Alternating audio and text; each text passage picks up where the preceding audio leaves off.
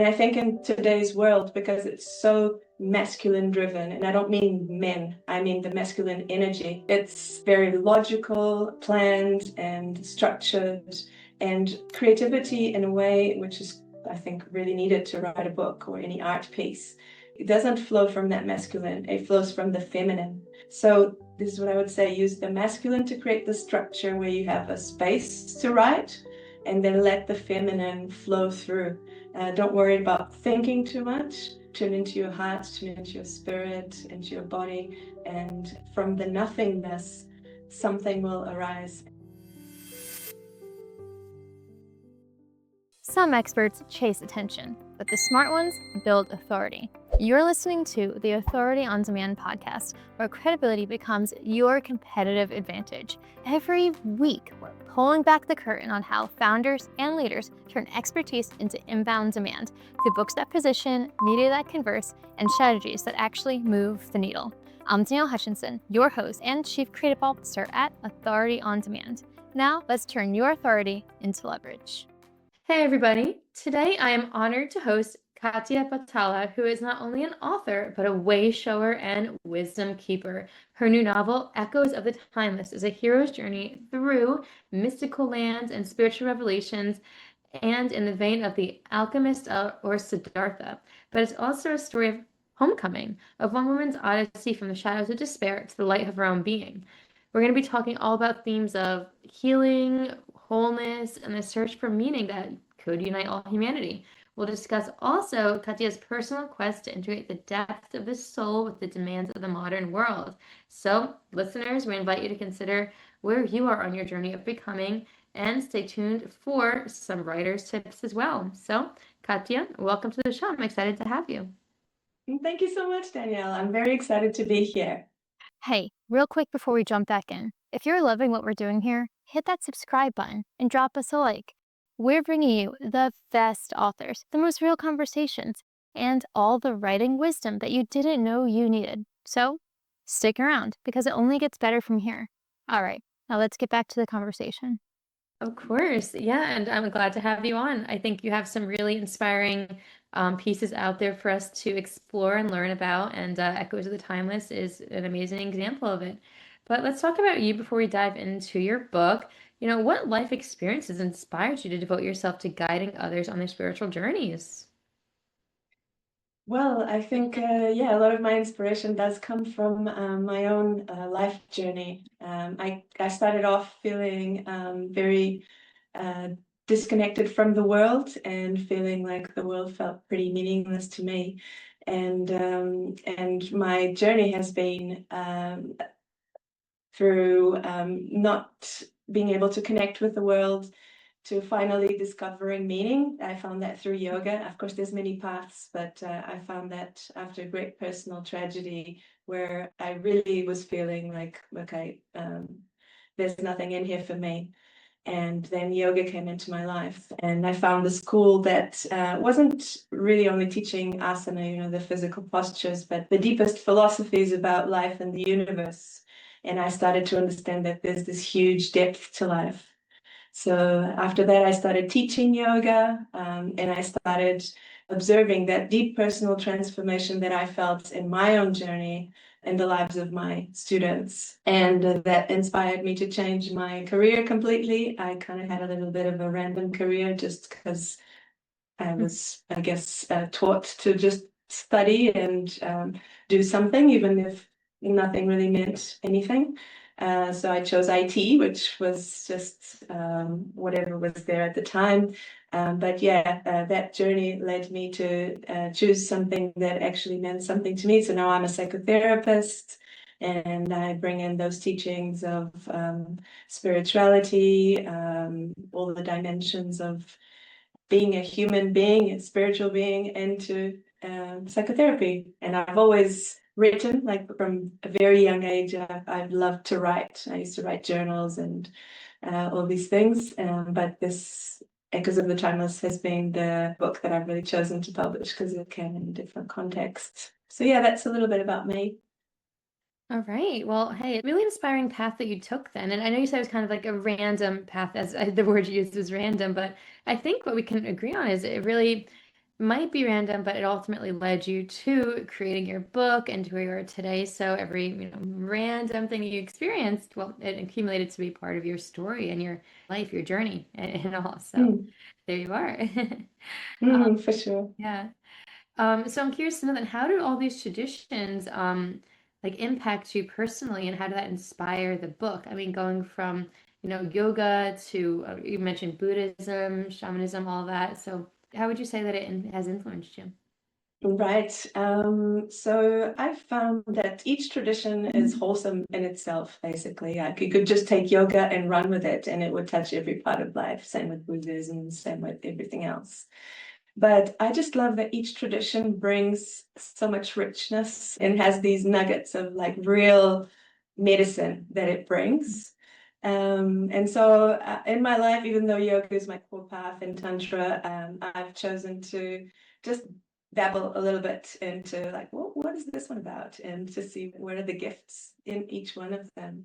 So for instance, when I found yoga, I was at that time in my life where I didn't have any sense of spirituality or whatever you want to call it, something deeper about the universe, some intelligence that was behind everything. I looked around. So I grew up in Europe and in Portugal. And I looked around and I didn't see any spirituality. At least where I grew up, everything just seemed very shallow. Like, you just work and then you go home and you eat and watch TV show. That was life. Then you drink because then life seems a little bit happier. And that was it. So yoga helped me understand life from a different perspective, and it gave me a new paradigm where I felt that it brings me into higher frequencies, higher vibrations. And for me, that's one of the keys in yoga, especially Tantra, which is kind of the core tradition behind what I've studied. It's very much about how to move you from lower resonances and vibrations into higher ones. And everything kind of relies on that, because if you're in a lower vibration, then you'll attract and feel fear, envy, sadness, all those feelings. And if you're in higher vibrations, then you will feel peace and unconditional love and compassion and all the rest and bliss. So if we're in a context like internally, also externally, because they just mirror each other, our external reality just mirrors our internal one. So if you're in that context where everything seems like full of those egos, like fear or anxiety, and kind of lifeless, depressive states, and you start doing yoga, especially if it's not just the postures, but there's so many elements to yoga, like the breath work and the meditation and the yamas and niyamas, the ethical values of how to live life. Then you start to connect to different frequencies. And even if you just raise your vibration enough, some of those lower frequencies will just drop. You feel less fear, you'll feel safer in life, you'll feel more inspired, more full of life inside, etc. So for me, that's real gift of yoga, is that it helps create that internal shift. And then that gives you a step back from problems. Because if you're feeling like, oh my God, this problem is my entire life, and even you might be attracting, those circumstances, and you just shift vibration, you'll simply stop attracting certain resonances and certain circumstances. And so yoga has many gifts. It connects to the body, it helps create that shift through the body as well, etc. And so that's just a little bit about yoga. And with Buddhism, I found it's also very beautiful, has its own teachings, for example, about compassion is such a big one, and non-attachment. So to understand that everything is temporary, whatever we see in our lives, even each problem, even if each joy in life, everything is coming, is staying, and it's going. So in a way that gives you a sense of detachment. It's not going to last forever. And so on, indigenous traditions. So I live in New Zealand. That's been my life for the last many years. This is home now, and I love Māori culture. the Indigenous people of New Zealand. So it brings so much around the connection with the land, like how we are of the land, how there's a reciprocal relationship with nature, and how nature can hold us and nourish us and heal us. The relationship with community, like we belong to not a tribe necessarily, we don't deal so much in tribes anymore, but yeah, the connection with those around us, is it harmonious, is it reciprocal, do we know our role and what we provide, and can we rely on others around us, interdependence, rather than just having that nuclear family where you have two people that you connect with, for the rest of your life, and feeling so unsupported and like yeah, nobody's really there for you, and you don't even have a sense of purpose in a way, community-wise, because you also don't play any role in the greater collective. And what I found was that once you start kind of elevating your vibration and caring less about the individual little I, then that's what really starts to matter, the big picture, the community, the society, etc. So yeah, that's a little bit about different traditions. I appreciate you going into detail about that, because it's important stuff for the reader and the audience to get a good understanding of and know a little about before diving into Echoes of the Timeless. Because in this book, I mean, our protagonist, Sophia, she also is going through that same sort of journey that you're describing in her own way, of course. But, she goes through spiritual awakening after, a big, her life falls apart, basically. So, yeah, I mean, I'm curious to know what inspired you to write about her story in particular. Does that model what you described to us that happened in your life, or was it a little bit more unique than that? What do you think? Yeah, it does. It does in many ways model that. So the book goes through her journey of spiritual awakening, from zero, from knowing nothing about the universe, to realizing a whole bunch of things. And so in that journey, she's taken through a journey of, without wanting to spoil much, but she goes through a journey of yoga and deep teachings about the chakras, one by one. Each chakra corresponds to a particular energy. And yeah, so for example, with the first chakra, it's the root chakra. It's about grounding and stability and safety, etc. So if this chakra isn't active and harmonious in us, we'll feel unsafe, we'll feel scared, unstable, we're worried, we're anxious. Just one chakra, just to give you a sense of it, I'll just talk about the first one. So Sophia, when she starts to receive teachings about this chakra, she realizes, oh my God, I'm totally disconnected from nature, like I'm totally isolated.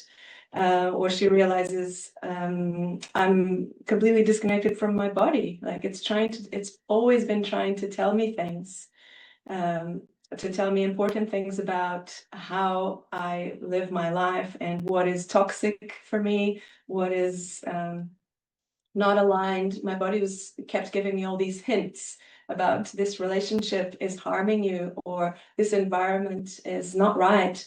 But I kept just kept going. So yeah, each of the chakras has all these teachings, and she's immersed in a different culture, that first one relates very much to, I was describing the Māori teachings in New Zealand, where there's just so much to offer, so much richness around that. So yeah, each of the chakras is a huge set of energies, of connection with parts of the body, connection with mind patterns, and techniques and teachings, yeah, to evolve and awaken that part in Sophia. And this is all just kind of the first chakra, and then she moves on to the second, like what's, everything about different types of energies. So yeah, that was my life journey of awakening, is represented into that one book. Right. Well, wow. Thank you for walking us through that. And it's really cool how this really does seem to mirror what you've experienced, but even more so. And it's to the extent that every chapter teaches us a lesson, which is really cool, because At the end of the day, this is a fiction book, right? Basically, like a memoir, Mhm. a little bit, but mainly fiction. But yet, you're still learning from it, which is incredible. Not a lot of fiction books are able to do that, but you seem to really accomplish that. So to transition then into the writing process and writing tips, what was your process for doing so? For taking, this grand idea and these lessons, but then compartmentalizing it into these organized chapters that also flow in the form of a story. What was your method for creating that? Yeah, it's interesting. It's an interesting question, and I had quite a I don't know if it's a unique process, but basically what happened was um, when you create emptiness, when you kind of abstract from all the mind chatter and everything, and just create space, it's interesting to see what emerges from that space. And that's what happened for me. Like I had, it's actually a funny story. I'd been wanting to surf for a lot of my life, and finally I created that opportunity for myself. Like I rented a place, like a little apartment in Peniche, which is a surf town in Portugal, and it was just me. I knew no one in that town, had nothing to do except surf. And I went there only with my laptop, which I brought by chance. And as soon as I got there, I harmed my back in such a way that I was bedridden. Like I could not walk, I couldn't do anything. Like basically, I couldn't get out of bed for a month. I didn't surf once, I'm so but I sorry. did have no, but it was perfect. That's it needed to happen that way because I had only my laptop on me and I thought, what am I going to do? And I opened Word and I'm like, okay, I've got all this time, all this spaciousness in my life. Let's see what happens if I start typing. And uh, to my surprise, this creativity just started flowing. This download of information just started pouring through me. I felt like I wasn't even thinking about it. I was just trying to keep up with what was flowing through me. So I felt like I was connected to something that was deeper than my mind. And I think that's why I feel connected to this book, and this is why I chose to publish it when with other things I haven't. I felt like this came from a place that's beyond the mind. I just needed to open up that space for creativity to flow, which in my case wasn't even intentional. It was through the synchronicities of life. But then once I started writing, I just couldn't stop. And I wrote and wrote and wrote. And at the end of the day, I thought, wow, that was an experience for sure. But maybe I've got nothing else to say tomorrow. Like I said so many things, this looks really cool. And then I just relaxed. Okay, whatever. If I have nothing to say, that's fine. And the next day, I opened up the space again and it just started pouring again. And every day this would happen. At the end of the day, I was like, okay, no, that's it. Like, I've got nothing left to say. I've got nothing to share. And then it would just come pouring through again. So, yeah, at the end of that month, I had written a book and my back miraculously healed. Oh, wow. Okay.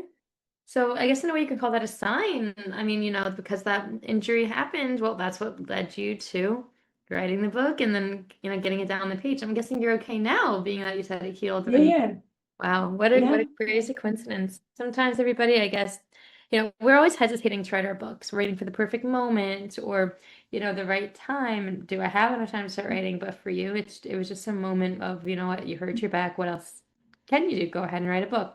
So maybe don't wait on your miracle, everybody, but who knows? Maybe there's signs telling you it's time to get started. Who knows?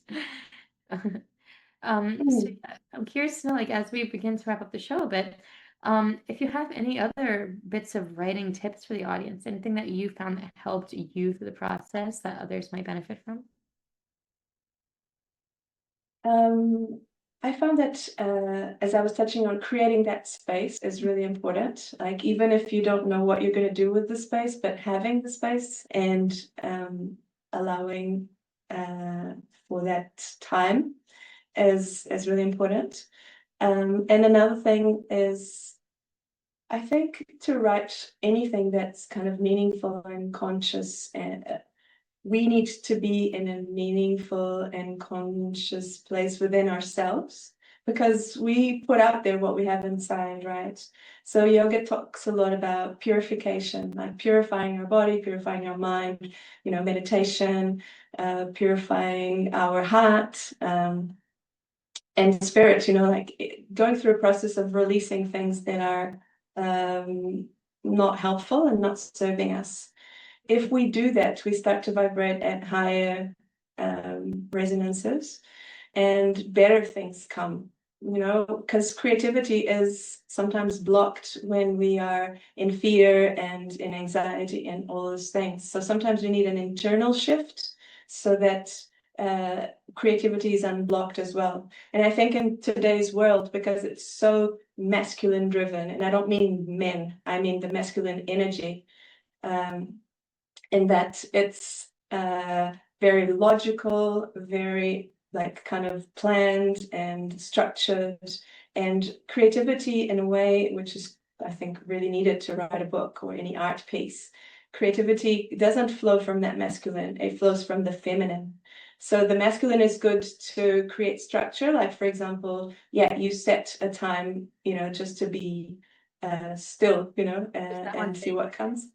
Yeah, but then the feminine is, the creativity is where that flows from. So if in your life you're shutting down creativity and you have no creative outlets and you just kind of work from 9 to 5 or whatever, and then you go home and you just go to the supermarket, all these things. It's not stimulating the feminine. There's no balance in life. Because it's purely masculine. So being in the heart, connecting with art, with music, with creative settings can really help the feminine come alive. Listening to intuition, that's a big one as well.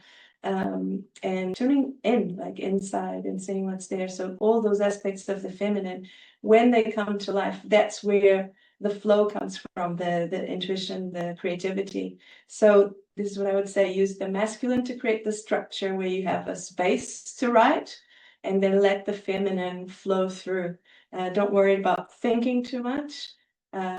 Just tune into your heart, tune into your spirit, into your body, and from the nothingness, something will arise and give that something expression. That is just so inspiring to hear. I mean, I'm learning so much to hear, from the balance to all the other concepts you've mentioned. I've never heard of these. Well, I know the general concepts, not in the way you're describing them, at least, which is very down to earth and relatable. So if this is some geek for the book itself is, I mean, hey, I'm gonna have to pick it up and just learn a little bit more of each of these, especially knowing that every chapter gives us a lesson on something along these, which is beautiful. Well, yeah, thank you so much for coming on. And before we go, though, do you happen to have any other projects that you're currently working on? Anything that we could be on the lookout for and excited to see on the horizon?